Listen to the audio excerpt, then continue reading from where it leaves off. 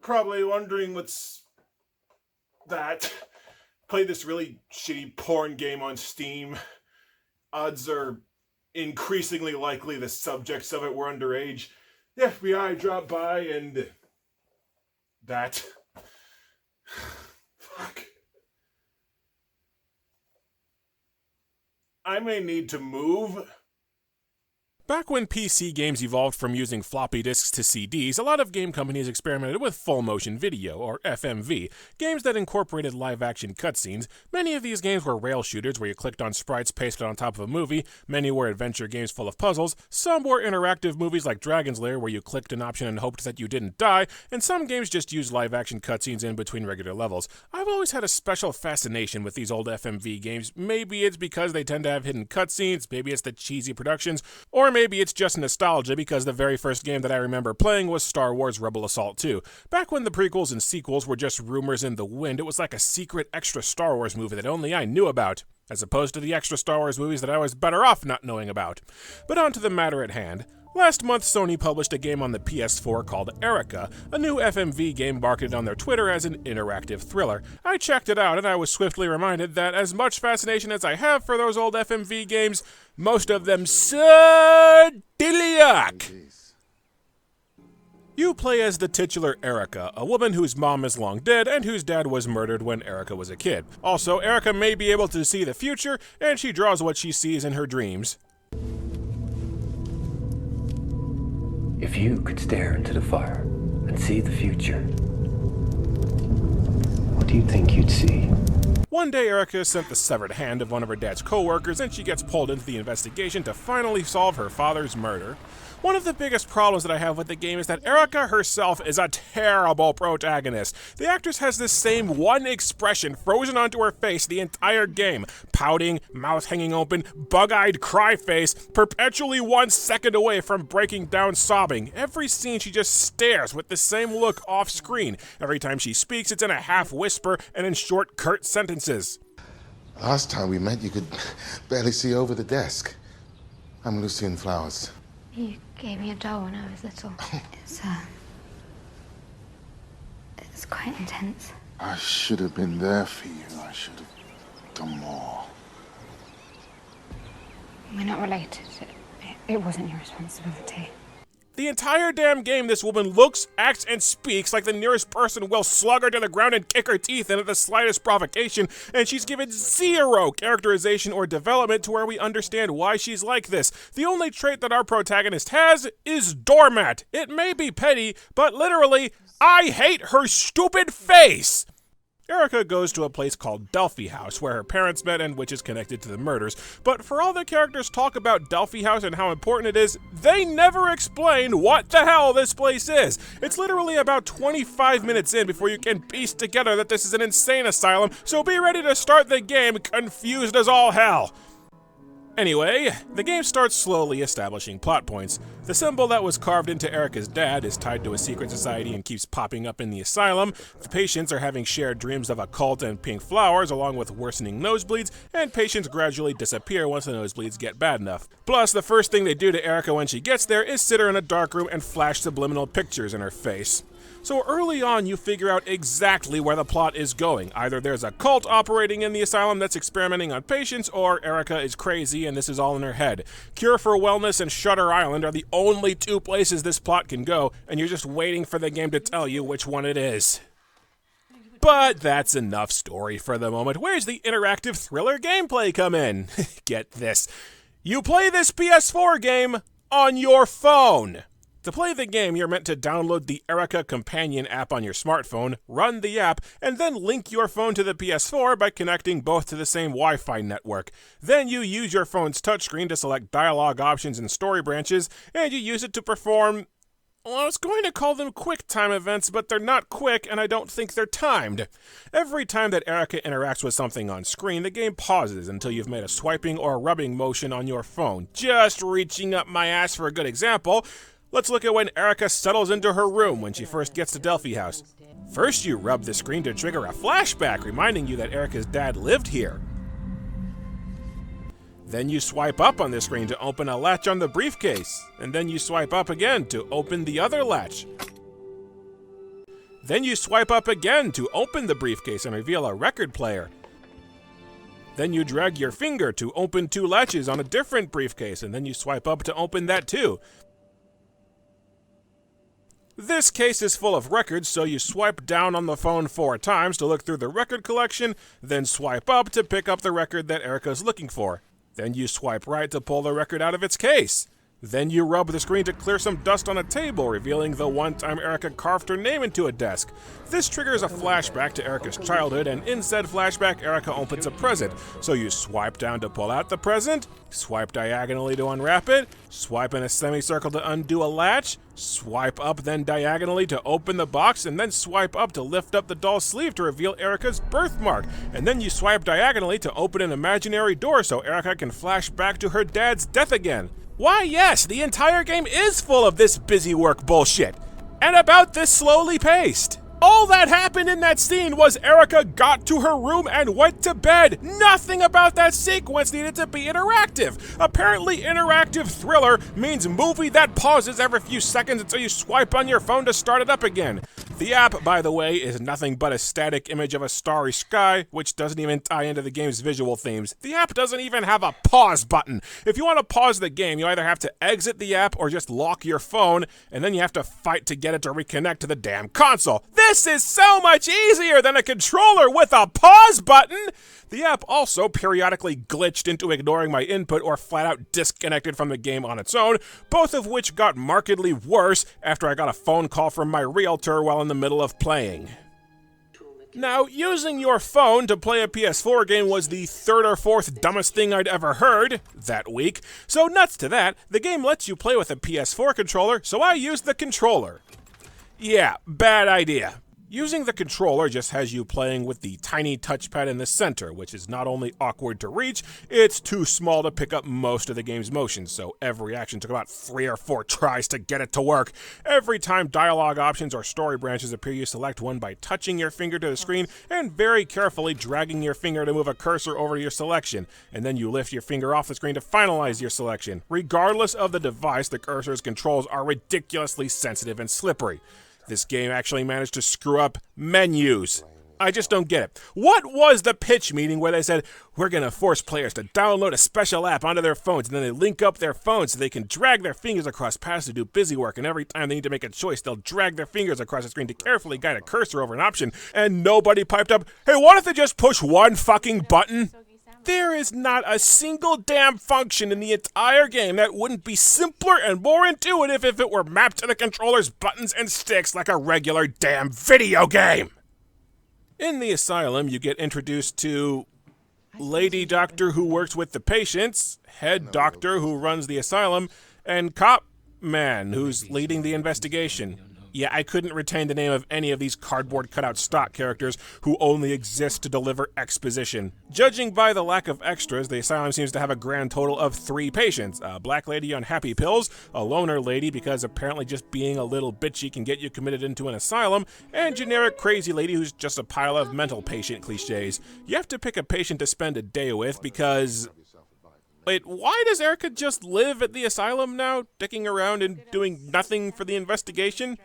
Erica goes to bed, has a dream about cult members, and she wakes up outside with no explanation. Then Erica is sent the skinned-off cult tattoo of the attendant at the front desk, and Happy Pills has a bad seizure and gets carted away. They go back to Erica's apartment to find the place ransacked, and then they go to the police station.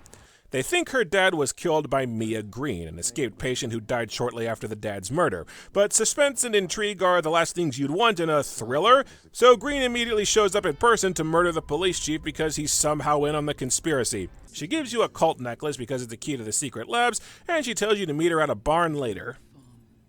Erica returns to Delphi House and you can rat Green out to the cop. I chose not to because this guy hasn't done squat. I don't think he could find rain in a tsunami. And then I get the option to kiss him. You two haven't shared a word of meaningful dialogue. I've seen chairs stacked on each other that had more chemistry. And personality, too. Erica finds a secret door and she visits the secret lab. I'm 98% sure I already know who's in that body bag, so I focus on the TV where another patient is being tortured. And then Erica just runs out with me having learned exactly squat. Erica meets up with Green, who sprays her and triggers another dream sequence of the cult and her dead dad. Yeah, if you couldn't tell by now, this game is loaded down with flashbacks to Erica's dad and the same repeating dream of cult members gathered around a fire. I've read reviews asserting that the constant flashbacks are supposed to make the game feel dreamlike, but nothing happens in these scenes. It's just the game reminding you, hey, these things exist! And since when did dreamlike become a positive? I'm supposed to applaud the game for making me feel like I'm asleep? Oh, and there are several points where you can stumble across a fox who just kind of looks at you and doesn't do anything and has no relevance to anything that's happening. Anyway, Green explains the plot. Operating beneath Delphi House is a cult that believes in a ritual that lets them see the future. To get people to participate in the ritual, they make mind-control drugs from the pink flowers and dose the patients. And that's why the patients are having seizures and shared dreams. But to complete the ritual, they need a butterfly priestess who can see the future. Erica's mother was one, and they've been grooming Erica to become the next priestess to the point that her dad was using mind-controlled weed on her when she was a kid. Also, Green killed Erica's dad because he was brainwashing the mom for the cult. So rather than uncover any of the mystery for ourselves, literally the entire plot is explained in one info dump by a character we don't know. Interactive thriller! Green's going to attack the cult and you can choose to join her, so they infiltrate Delphi House and kill that useless cop dude because sure, I'm sure he's in on the plot somehow. Then Green collapses and Erica takes her gun and goes on alone. Erica goes back to the secret lab, you find Bitchy Lady in a torture chair and try to save her, and then you can shoot the head doctor because he refuses to answer any of your questions. Then you find a lamp of the mind control flowers and you can either breathe it in or use it to burn down the asylum. I choose to burn the asylum down with what I'd presume to be several innocent patients and non-culty doctors inside. Maybe the lack of extras was on purpose, so there's no implication that we just committed a mass murder. And Erica just leaves with that same derpy cry face and the game ends. Now, did anybody else notice that Erica doesn't do a single thing in the plot until about the last 10 minutes? Every scene, she just wanders around, stares bug-eyed at things, and has other people explain the plot to her. Your main character has an entirely passive role in the story. This is one of the most useless protagonists I've ever seen. There are so many things with this plot that don't make sense. Why did Green take a decade-long break between Erica's childhood and now on killing cult members? Why did Green send Erica that severed hand and lead her to the cult if Erica is vital to the cult's plans? Green says that she sent Erica the hand so she'd have a key into the secret lab, but why is Green so hell-bent on Erica going to the labs? You're told several times that Erica's mom is alive, and that never comes up again. You find out Green ransacked Erica's apartment, but they never even suggest a reason why. How come Erica's psychic powers and drawings literally never factor into the plot? Her alleged future sight isn't mentioned once outside of the intro. If Erica is vital to the cult's plans, why did the cult let her leave until a completely unrelated murder brings her back by pure happenstance?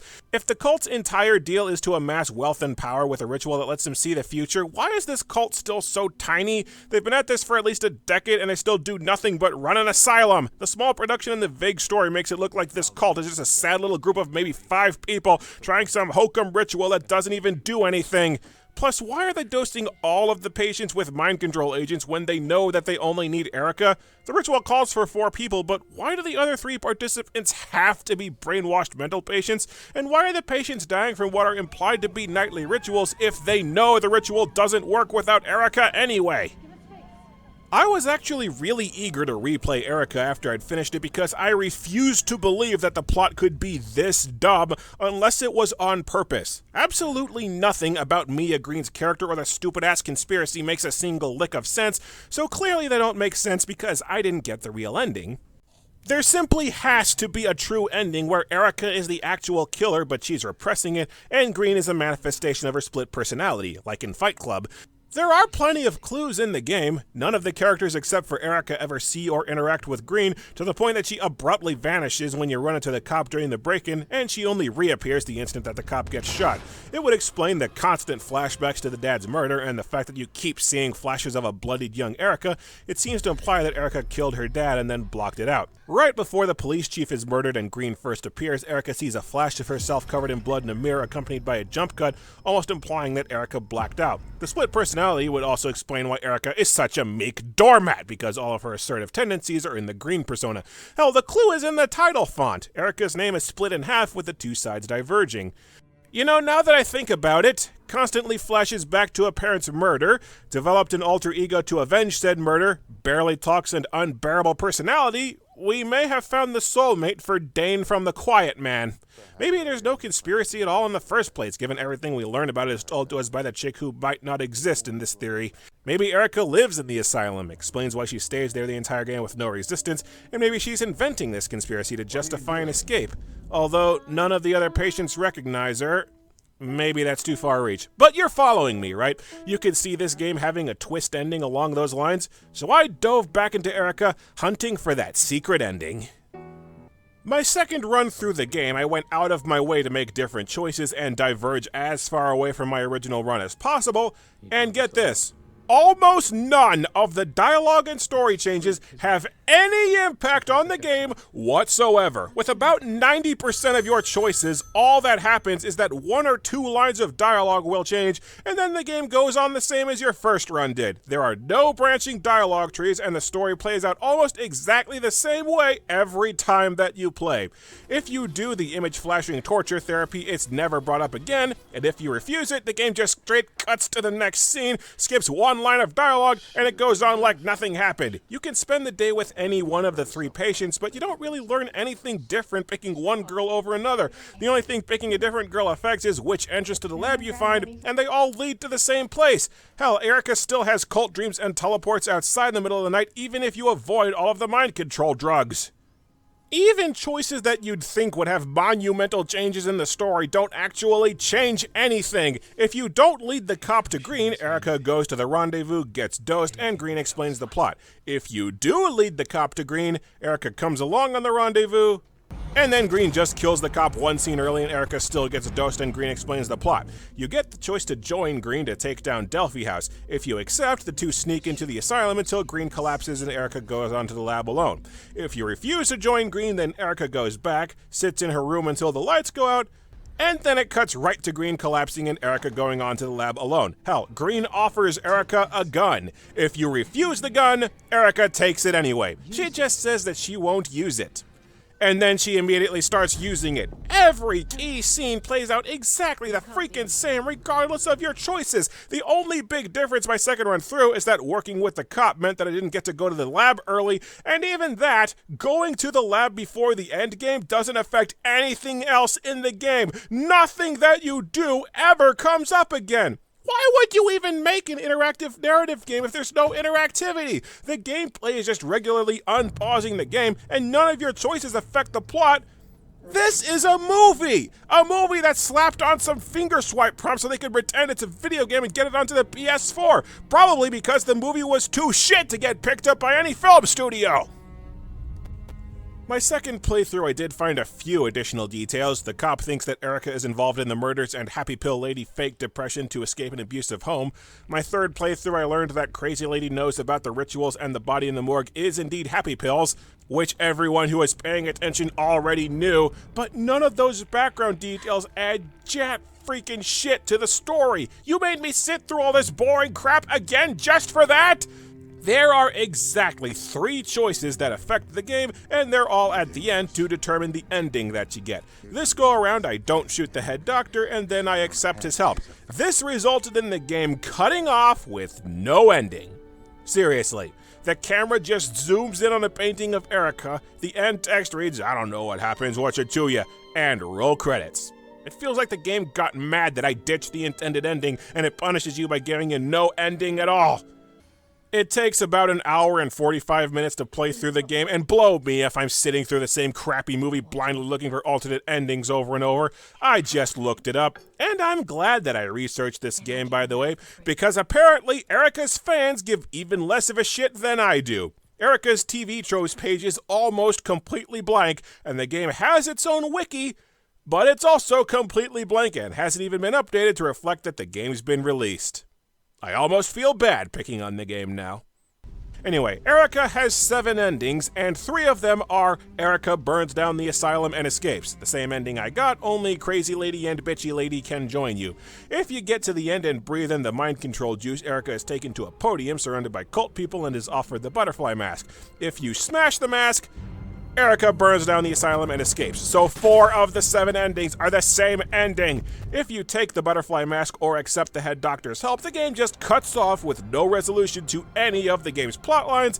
And if you spare the head doc and then reject his help, you get the bad ending where Erica is drugged and becomes a patient at the asylum, with still no closure on what happens. So there's one ending, and the game cuts off if you try to stray from it.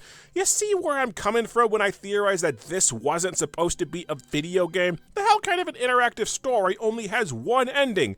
So there is no true Erica is Insane ending that would make the plot make sense. All those clues that I thought I was clever for picking out, they were just plot holes or awkward cuts to cover up the lack of branching paths. The story really is as stupid, vague, and shallow as it appears on first sight. Did somebody just not get the memo that there was supposed to be a twist ending? Or did someone point out they had the same twist as Fight Club and then they cut it out as shame? The achievements mention several secrets that I'm missing, like hidden documents, there's a way to get the head doc into Erica's bedroom, and there's some character named Steinbeck and you can get into his office. I don't have clue 1 where to start looking for those, and I don't care. Well, okay. Erica is not a total loss. If absolutely nothing else, I say the game's cinematography and visuals look good. The gore effects are pretty good, the footage is stark and colorful when it needs to be, and the locations are atmospheric, but I half wonder if the visuals aren't why the game is saddled with awful controls, force us to download a special app and do stupid-ass swipes because someone didn't want to soil their precious footage with button prompts.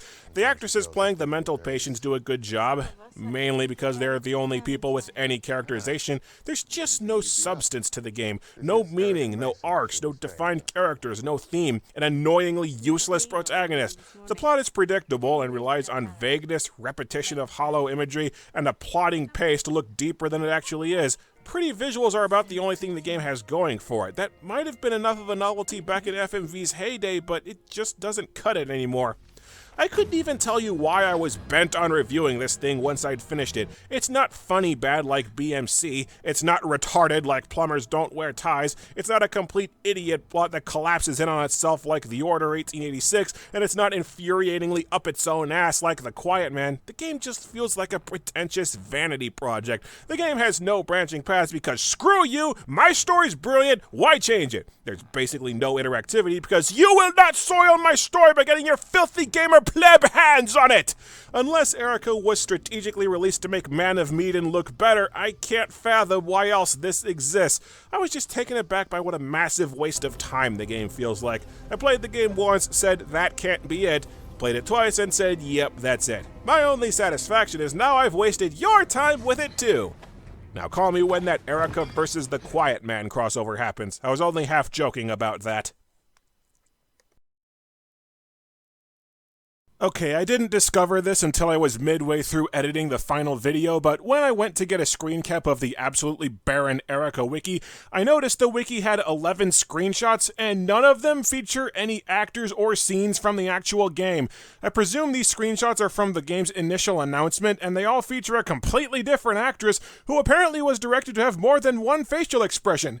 These screenshots befuddle me. Either it's an Anthem situation where their preview material was completely made up, or something happened to where they had to completely recast and rewrite the game from scratch. I'm leaning towards option A because these screenshots look like they all come from a single scene, and the wiki makes absolutely no mention of the game's plot. Still, in the name of fairness, if the game's production effectively started over in midstream, then it might explain why there's no game here.